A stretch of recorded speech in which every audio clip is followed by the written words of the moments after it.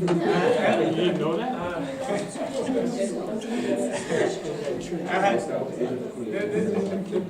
The perfect illustration was to take two different overhead sheets. Und was man machen konnte, war zwei so Folien nehmen für den Tageslichtprojektor. And put them on the projector. Hat die auf den Projektor gelegt. And then you'd get one picture. Und dann hättest du ein Bild daraus bekommen. And you couldn't tell on the screen which part belongs with which overhead sheet. Und an der Leinwand wusstest du jetzt nicht, welches Teil von dem Bild zu welcher Folie gehört. And that's what happens when the near and the far are sort of pressed together in one picture. Und es ist so, wenn das Nahe und das Ferne zusammen zu einem Bild gemacht werden. Now think of Isaiah chapter 40 through 66. Jetzt denkt euch mal in Jesaja Kapitel 40 bis 66 rein.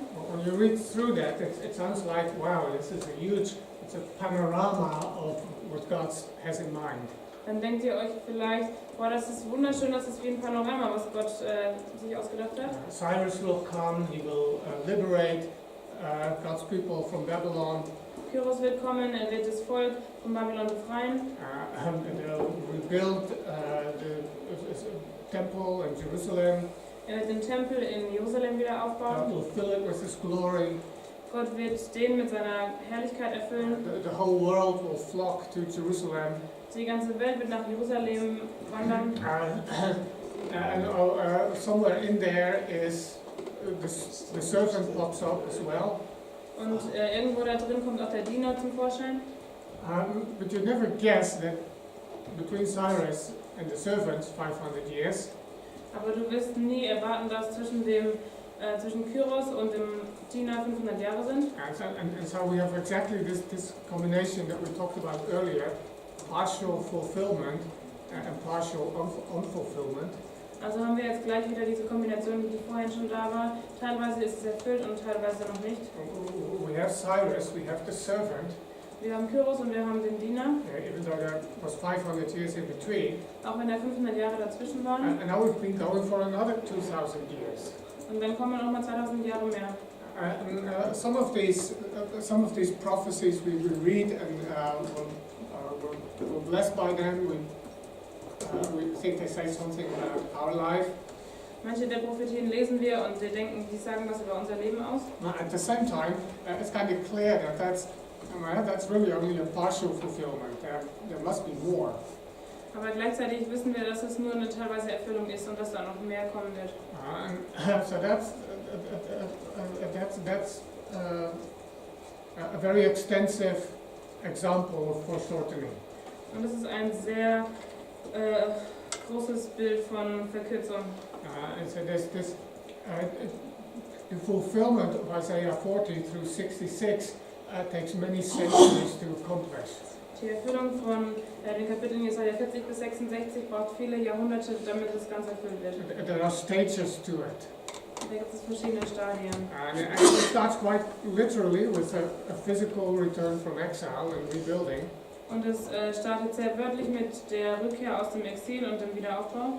When Jesus comes, aber wenn Jesus kommt and preaches freedom to the prisoners, und als er Freiheit für die Gefangenen ausruft, that's not very literal at all. dann ist das nicht wörtlich zu nehmen. And so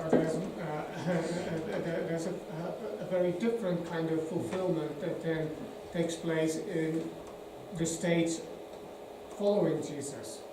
Und das ist eine andere Art von Erfüllung, die dann stattfindet mit Jesus.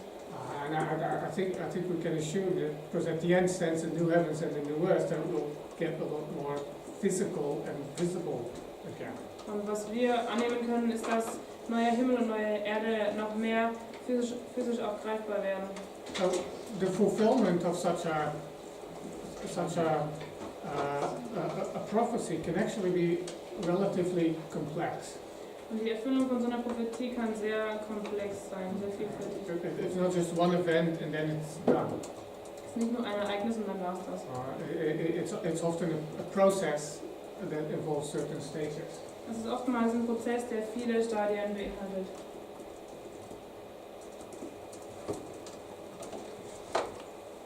The day of the Lord is another good example of this. Der Tag des Herrn ist ein anderes gutes Beispiel dafür.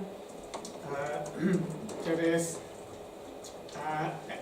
at times you read about the day of the Lord, you think, oh, this is the last judgment.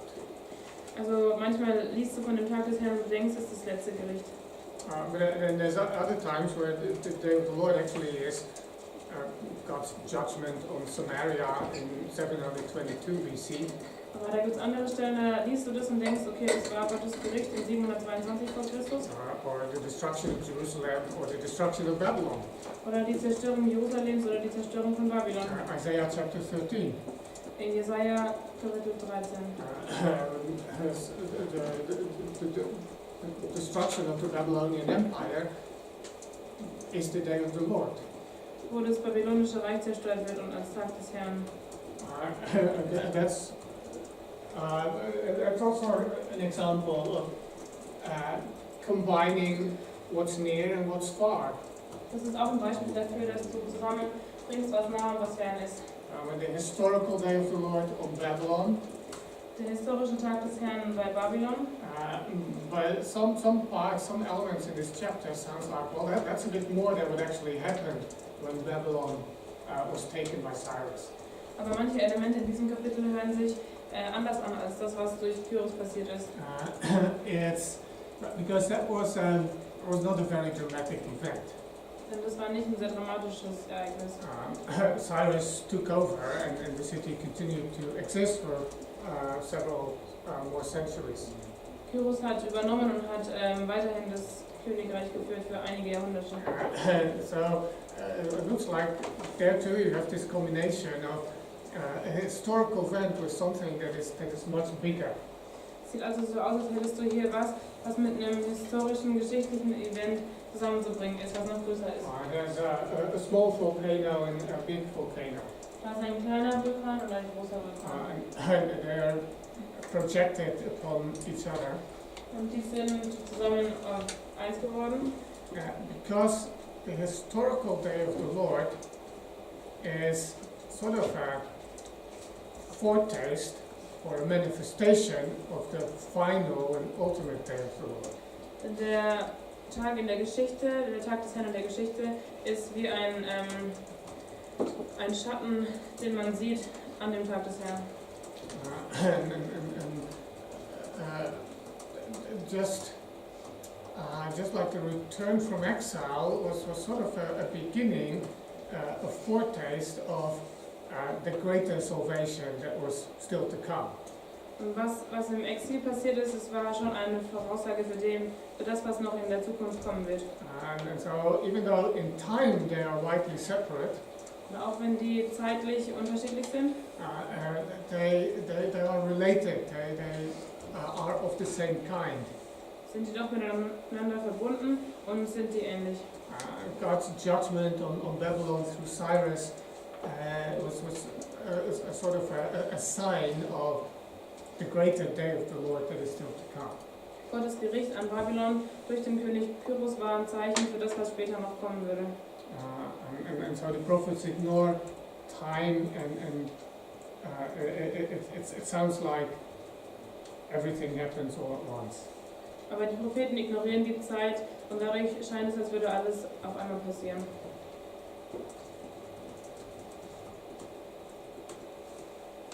So that's one element. It's fairly common in the prophets. Das ist ein Element, was gebräuchlich ist in den Propheten. This means that it's rather difficult, not impossible, to come up with a chronology of event based on the prophets. Und das scheint, als wäre es nicht so einfach, eine Chronologie zu finden in den Propheten. They don't seem to care about presenting things in chronological order. Denen scheint es nicht so wichtig gewesen zu sein, Dinge chronologisch darzustellen. They throw everything in the pot and stir it and serve it. Die werfen alles in den Topf, vermischen das und bringen es dann auf den Teller. Which is a bit frustrating for people from the Western world who are very time-oriented in their culture. Was ein bisschen schwierig ist für die Leute im Westen, denn die sind sehr zeitorientiert. Hebrew culture obviously was not very time-oriented.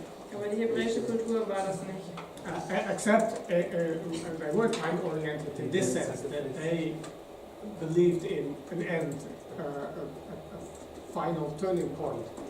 Ich meine, wo sie zeitorientiert waren, war, dass sie an Ende geglaubt haben, an einen Wendepunkt. Life wasn't, or existence wasn't cyclical, it was linear. Das Leben war nicht zyklisch, sondern es war linear. It's heading somewhere. Es geht auf was zu. There's a destination, a purpose. Da ist ein Ziel.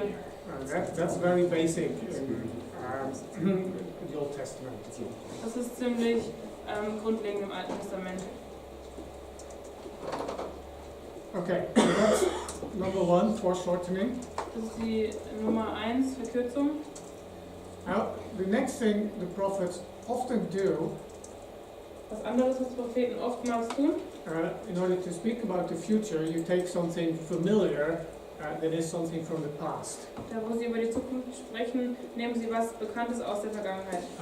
The future is going to be like this in the past, Die Zukunft wird so sein wie das, was in der Vergangenheit war, but better and bigger. aber noch viel besser und größer. Now, the obvious example of this is that the prophets look back to David Das offensichtliche Beispiel davon ist, die Propheten schauen auf David zurück, as a pattern, a model for the sort of ruler Israel and the world need. und das nehmen sie als Muster und beziehen das auf den Retter, den Israel braucht. And so, in a number of ways, the Messiah is like David. Also wird der Messias als David beschrieben. But he's a better David, a much more perfect David. Aber er ist ein besserer, ein perfekterer David. And so they speak of God's future in terms of Israel's past. Also sprechen sie von Gottes Zukunft und nehmen Israels Vergangenheit zur Hilfe. What other things from Israel's past do the prophets use? Welche anderen Dinge aus der Vergangenheit Israels benutzen die Propheten? Can you think of another example? Und wir noch andere Beispiele Well, hervorbringen. they use the return from exile or the deliverance out of Egypt, those are used in the time. Die Befreiung aus Ägypten fürs Exil. Yes, the Exodus, of course, the defining moment in Israel's history. Den Auszug aus Ägypten als wichtiges Ereignis für das Volk Israel. This becomes a pattern for salvation, for liberation in the future. Das wird ein Muster für Befreiung in der Zukunft. It's actually quite obvious in the book of Isaiah. It's used quite a bit. Und das wird ziemlich offensichtlich im Buch Jesaja, das wird öfters benutzt. There's a number of parallels between the first Exodus and the new Exodus from Babylon. Da gibt es einige Parallelen von dem Exodus, dem Auszug aus Ägypten und dem neuen aus dem Exil. And so deliverance could be presented, could be described as a second Exodus. Also könnte die Befreiung als zweiten Auszug beschrieben werden. For instance, where in the first Exodus, God made a way through the sea. Und im ersten Auszug hat Gott einen Weg durch das Meer gebahnt. In the second Exodus, He will make a highway through the desert. Und im zweiten Auszug schafft er einen Weg durch die Wüste. And on the first Exodus, God sometimes miraculously provided water. Und im ersten Auszug hat Gott auf wundersame Weise Wasser zur Verfügung gestellt. But in the second Exodus, it's like the whole desert is flooded and transformed into a fruitful land. Aber im zweiten Auszug wird die ganze Wüste zu einem fruchtbaren Land voller Wasser. And so, yeah, the Exodus, coming out of Egypt, Der Auszug aus Ägypten rauszukommen, that's an obvious pattern from the past. Das ist ein offensichtliches Muster aus der Vergangenheit. Anything else you can think of? Gibt es noch anderes, was du dir vorstellen kannst?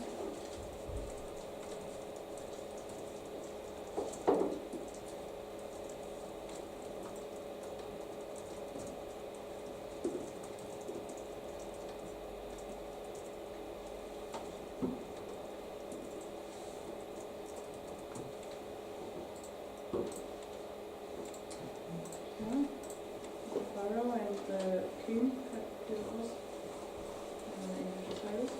Can this be compared? Cyrus and Pharaoh. That they let like the people go. But okay, that's not a prophecy, right? Because God uses them and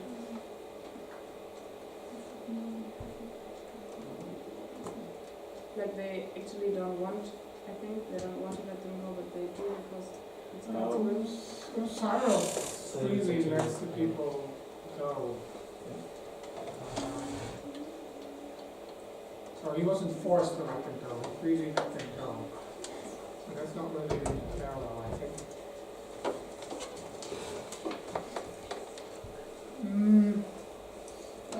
There's a few smaller ones. Da sind noch ein paar kleinere Parallelen. There's the flood in Sodom and Gomorrah Die Flut und Sodom und Gomorra as past models for judgment. als vergangene Beispiele für Gericht. There's the golden age of Solomon. Da ist das goldene Zeitalter unter Salomo. The temple was built. Der Tempel wurde gebaut. And in the future age, a greater and even more beautiful temple will be built. Und in dem zukünftigen Zeitalter wird ein größerer Tempel und ein schönerer Tempel gebaut.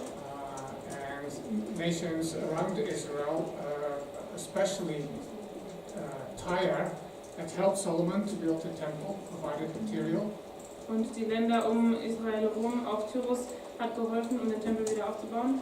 And in the future again, the nations would bring materials and valuables to Jerusalem for the sake of the temple. Und auch in der Zukunft würden die Länder um Israel herum helfen, um Dinge zu bringen für den Tempelbau.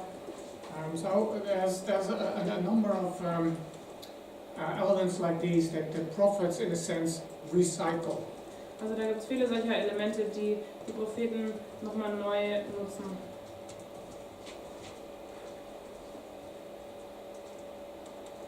Well, then, number 3, a very simple one.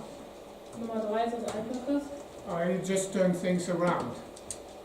Das dreht die Dinge einfach um. The dismal situation of the present is going to be turned into its opposite. Das, was wir in der Gegenwart sehen, das wird einfach rumgedreht und im Gegensatz dazu genommen. Instead that the nations take the Israelites as captives into exile. Da, wo die Nationen Israel als Gefangene nehmen im Exil, Instead they will now bring the people of Israel back to the land. da werden die Nationen jetzt Israel zurückbringen in ihr Land. And where the nations were beating down on Israel and oppressing it, Wo die Nationen, die anderen Völker Israel unterdrückt haben, in the future Israel will rule the nations. da wird Israel in der Zukunft die anderen Völker regieren. And so there's the simple device of reversing the present into its opposite.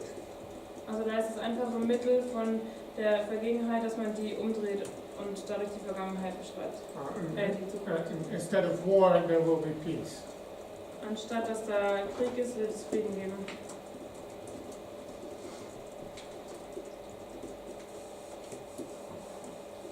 And then the fourth one, Und das vierte, we've seen that judgment is often pronounced in the form of the covenant sanction or curse. Wir sehen, dass Gericht oft eine Strafe ist, wenn der Bund gebrochen wird. The glorious future can be described as in terms of the covenant blessing. Das heißt, eine wunderbare Zukunft kann auch durch einen Segen von dem Bund beschrieben werden, der gehalten wird. So you can actually you can often recognize that there's an element of the covenant blessing that's part of the prophecy. Also kannst du erkennen, dass da ein Element ist aus dem Segen durch den Bund, der zum Segen wird. For instance, abundant harvest. Wie zum Beispiel eine überreiche Ernte. That's one of the elements in Amos 9. Das ist eins der Elemente in Amos 9. That's simply an expression of the covenant blessing. Und es ist ein Beispiel für Segen durch den Bund.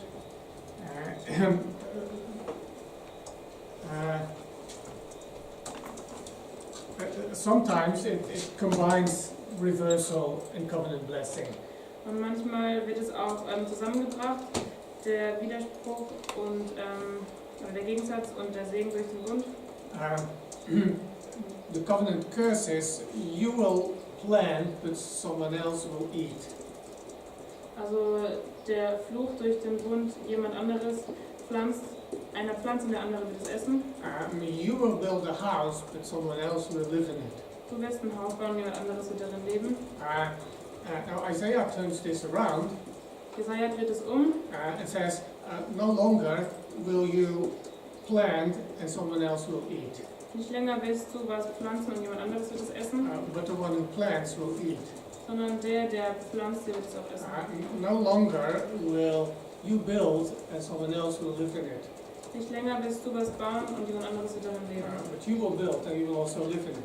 sondern du wirst es bauen und du wirst darin leben. So it's reversal from the covenant curse to the covenant blessing. Es ist also von dem Fluch durch den Bund der Gegensatz, dass man jetzt gesegnet wird durch den Bund. Noah. So what's the difference between a covenant blessing and reversal of the present? Because it sounded like the reversal of the present, but in the context of a covenant. That last example is a combination of the two, where it's both reversal explicitly and covenant blessing. What's an example of the covenant blessing without being combined with reversal? Amos 9, abundant harvest, prosperity, that's just pure blessing without reference to it being Okay. a reversal of something else. Non-specified future blessings. Yeah, a simply blessing, we recognize, oh, I've seen that before in Deuteronomy. The reversal can be things that are not specifically mentioned in the covenant curse. Also der Gegensatz kann das sein, was nicht in dem Fluch durch den Bund genannt wird. Like with the nations returning the people of Israel to Jerusalem. Wie zum Beispiel die Nationen, die das Volk Israel zurück nach Jerusalem bringen. That's simply the opposite of what happened already in Isaiah's days.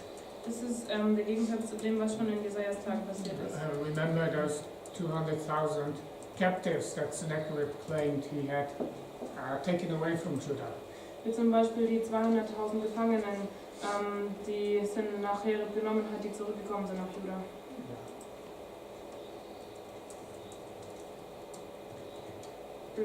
Reversal war Umkehrung.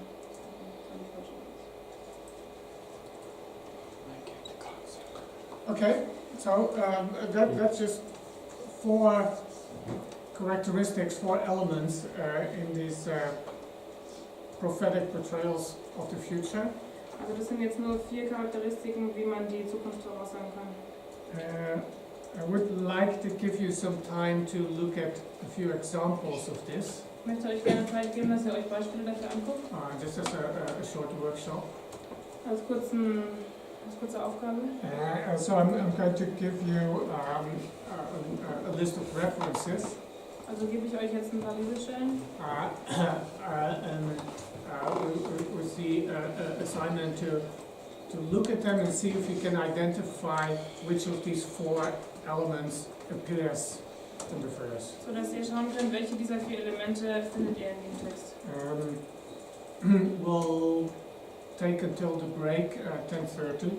Wir nehmen uns Zeit bis zur Pause um 10:30. I can show you my answers after the break. Und dann kann ich euch meine Antworten nach der Pause zeigen. And I think it would be worthwhile looking at some more examples and see if you can recognize them.